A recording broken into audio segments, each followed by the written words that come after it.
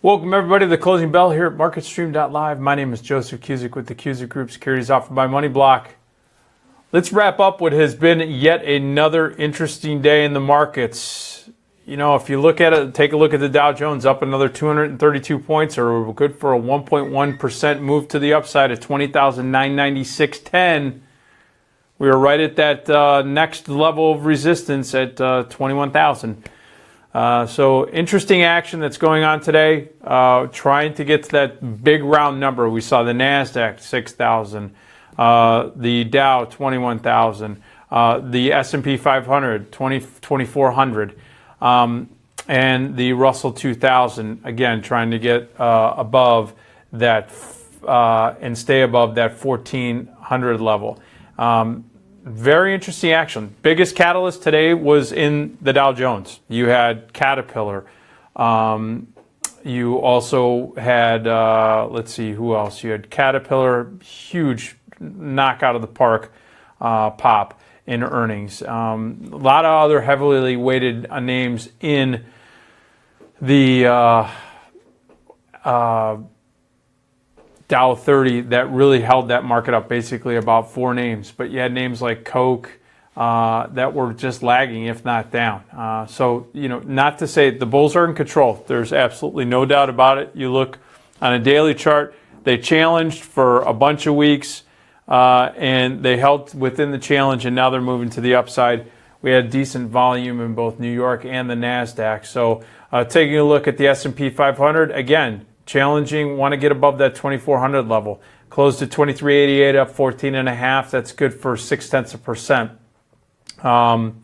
You look at the NASDAQ, up 40 points. That's good for 0.7% to the upside at 5521 on the NDX. If you look at the composite, it was up over 6,000. These are just the NASDAQ, the top 100.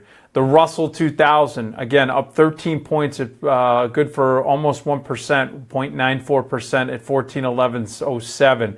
And it's just screaming to the upside, looking to challenge what was previous resistance back in late February, early March. Finally, taking a look at the VIX. The volatility index basically stayed flat to its open, down 10 cents at 1080. Really has pulled off significantly and not seeing much of a risk there. The dollar index continued to drop. That weak dollar, that's going to help not only stocks, but it's also going to start to help commodities. And speaking of commodities, we saw that crude actually pop 49 cents at 49.70.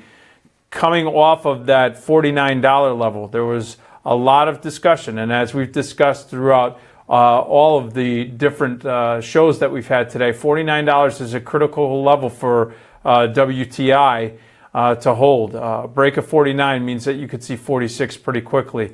Taking a look at the Brent contract, though, did finish off of its worst levels, but still challenged. We're going to watch the inventory numbers, and we're going to see if we get any OPEC names.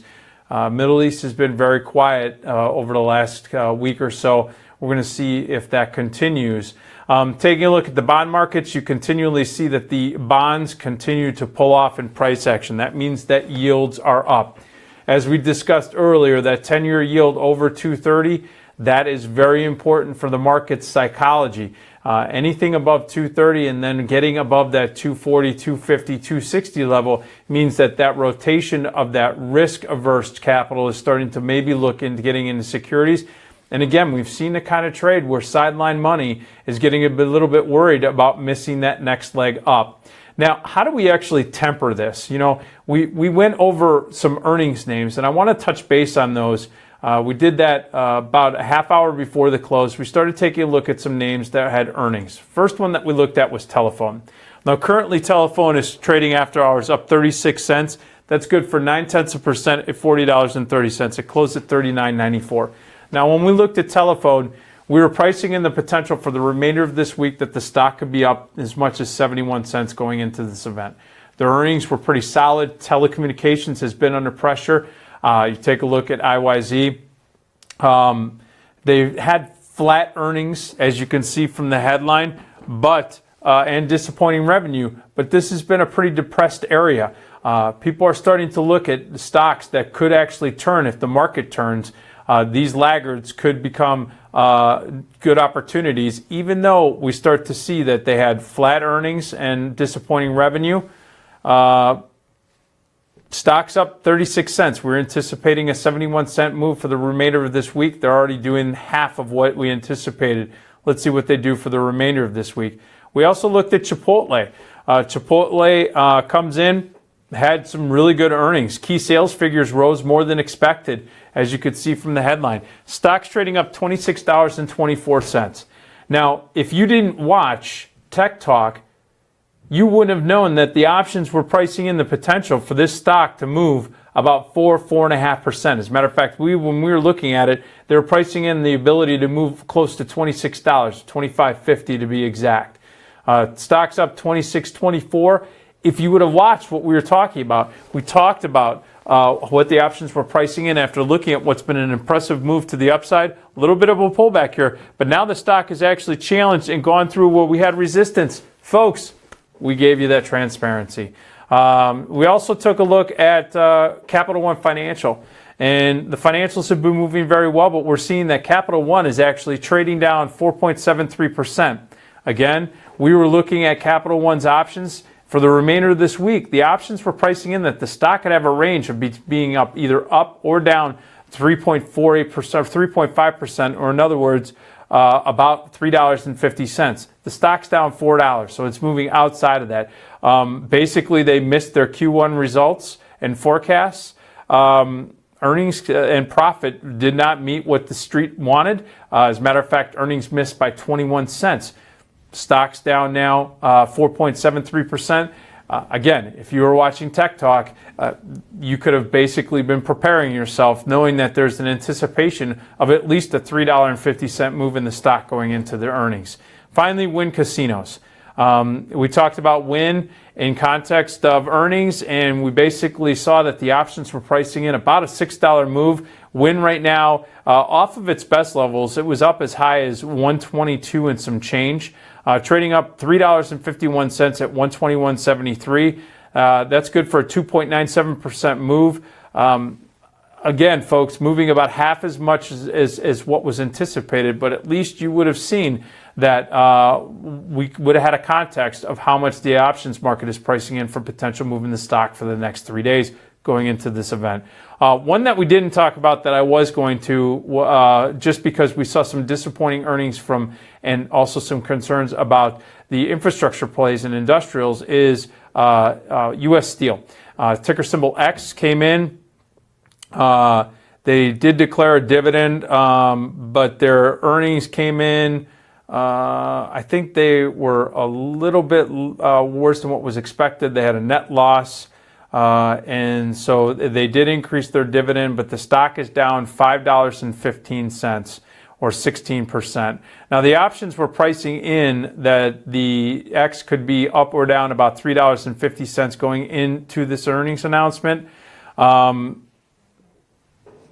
This was one of those stocks that now is really going to start to take a hit now that they're disappointed and there's uncertainty about the infrastructure plays. Really, everyone's focused on tax reform at this structure. So if infrastructure doesn't get some legs, stocks like this that moved in anticipation of those Trump policies being enacted, they're starting to get hit, especially if you have disappointing earnings. $3.50 was what was anticipated. It's now moving outside of that estimated move. And so that basically means that you have to start looking at this stock that was challenging its 20-day moving average. It's now trading below its 200-day moving average and well below it at 25.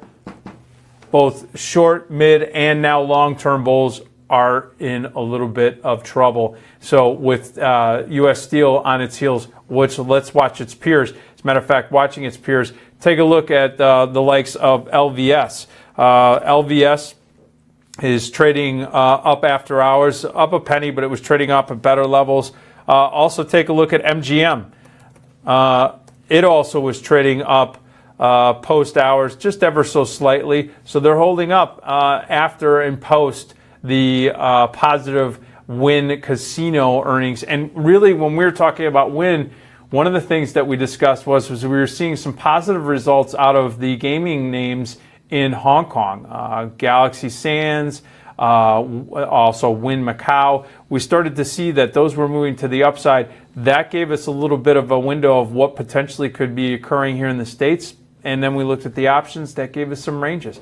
So, folks, that's it right now for the closing bell. We're going to be back here 7:30 Central Time, 7:30 Central Time, 8:30 Eastern Time. We're going to be taking a look at all the opening action from Asia, and then we'll look at Europe and the U.S. markets over the first 3 hours of the trading day. Join us. You're going to get this kind of transparency, and I'm telling you right now, your broker's not giving it to you, and you're not getting it from mainstream media. So join us here at MarketStream.live. See you then.